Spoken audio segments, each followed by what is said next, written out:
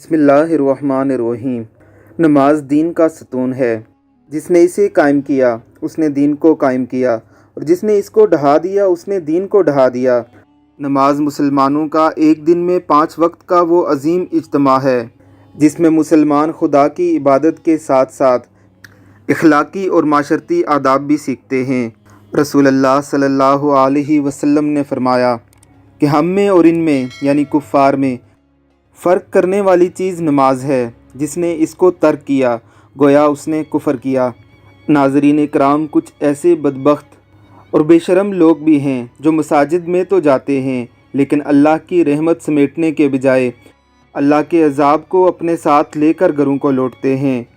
शायद ही दुनिया में कोई ऐसा बदनसीब और महरूम शख्स होगा जो अल्लाह के इन प्यारे घरों में अल्लाह की मेज़बानी के शर्फ़ से मुशर्रफ़ होने के बजाय अल्लाह के अज़ाब को दावत देकर लौटे।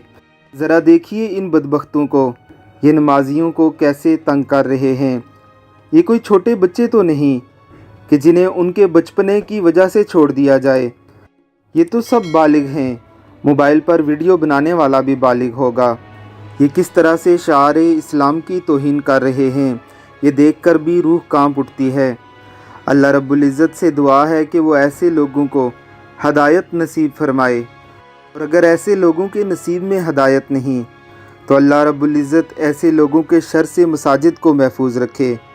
आमीन सुम्मा आमीन।